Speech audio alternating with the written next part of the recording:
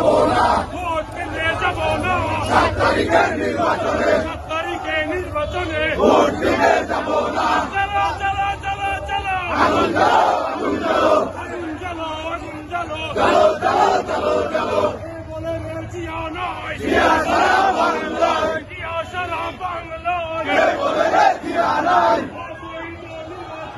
আমি না মানবো না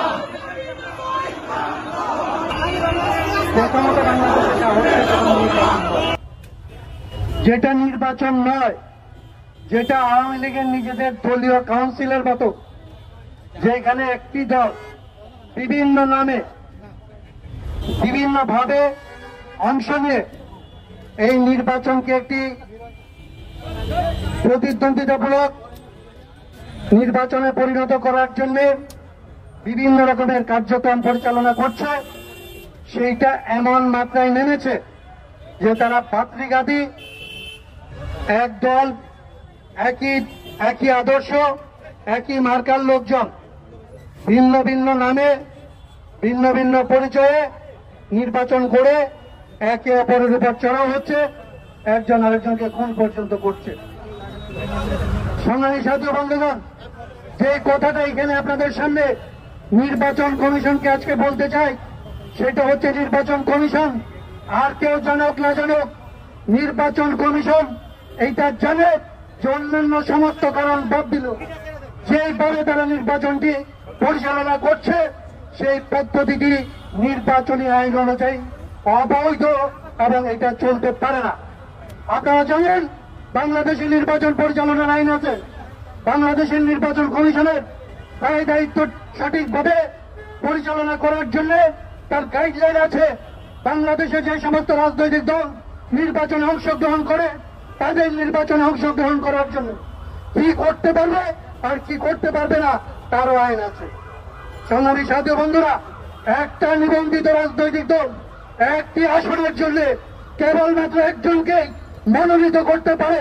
একাধিক লোককে মনোনীত করার কোন অধিকার একটা নির্বাচন কমিশনে নিবন্ধিত একটি রাজনৈতিক দল বাংলাদেশের আইন অনুযায়ী ধারণ করে না। আপনারা জানেন বাংলাদেশে আজকে আওয়ামী লীগ প্রকাশ্যে একজনকে মনোনয়ন দিয়েছে আর একজনকে স্বতন্ত্র হিসাবে নির্বাচন করার অনুমোদন দিয়েছে। এইটা আওয়ামী লীগ একটা নিবন্ধিত রাজনৈতিক দল হিসাবে এই কার্যক্রম তারা পরিচালনা করার কোন আইনসঙ্গত অধিকার তারা রাখে না। নির্বাচন কমিশন যে আইনের বলে আজকে পুলিশ ডিপ্লয় করে, যে আইনের বদলে যে আইনি ক্ষমতায় তারা মিলিটারি নিয়োগ করার কথা বলে, যে আইনি ক্ষমতা বলে তারা স্বরাষ্ট্র মন্ত্রণালয়ের উপরে নিষেধাজ্ঞা জারি করে, আদেশ জারি করে, সে আইন অনুযায়ী এই নির্বাচন কমিশন একটা রাজনৈতিক দলকে একই সাথে মনোনীত করার এবং একই সাথে তার প্রার্থীকে অনুমোদন করার ক্ষমতা দিতে পারে না। সংগ্রামী সাথী বন্ধুগণ, নির্বাচন কমিশন তার আইন ভঙ্গ করে বাংলাদেশে যে তামাশার নির্বাচন আজকে করতে যাচ্ছে সেই আইনের জন্য, সে আইন ভঙ্গ করার জন্য আর কারো কিছু হক না হোক, আমি পরিষ্কার করে বলতে চাই, নির্বাচন কমিশনারদেরকে নির্দিষ্ট করে বলতে চাই, আর কারো কিছু হোক আর না হোক, আপনাদেরকে এই আইন ভঙ্গ করা মামলার মোকাবেলা আপনাদেরকে আগামীতে করতে হবে। আরেকটা কথা বলে আমি আমার কথা শেষ করতে চাই, বাংলাদেশে আওয়ামী লীগ একটা নতুন আইন চালু করেছে। বাংলাদেশে আওয়ামী লীগ আজকে যদি বিএনপির কেউ ময়লা ফালায়, বিএনপির কেউ গাড়ি ভাঙচুর করে, বিএনপির হরতালে যদি কারো কোনো ক্ষয়ক্ষতি হয়, তার জন্য মির্জা ফখরুল ইসলাম আলমগীর থেকে শুরু করে সমস্ত লোকদেরকে দায়ী করে এক ধরনের মামলা করা এবং সেই মামলায় সাজা দেওয়ার এক ধরনের দৃষ্টান্ত তারা বাংলাদেশে চালু করেছে। এই আইনের যদি চলে, এই আইন অনুযায়ী আপনাদেরকে মনে রাখতে চাই, এই যে অবৈধ কাজ আপনি বাংলাদেশে নির্বাচনের নামে করতে দিয়েছেন, নির্বাচনকে প্রতিদ্বন্দ্বিতামূলক দেখানোর জন্য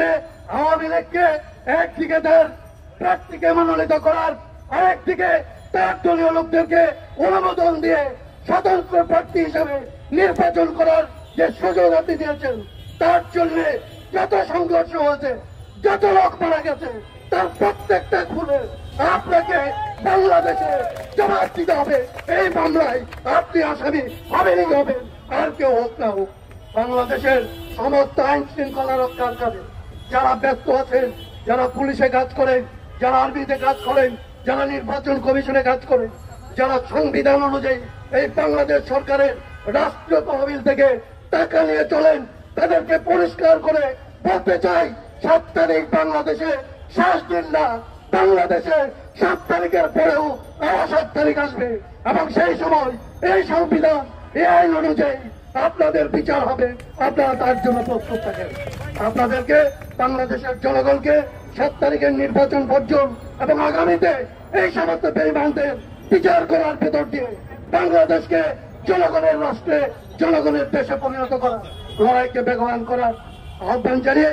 আজকে আমার কথা আমি এখানে শেষ করছি। আপনাদের সবাইকে ধন্যবাদ। পলাশীর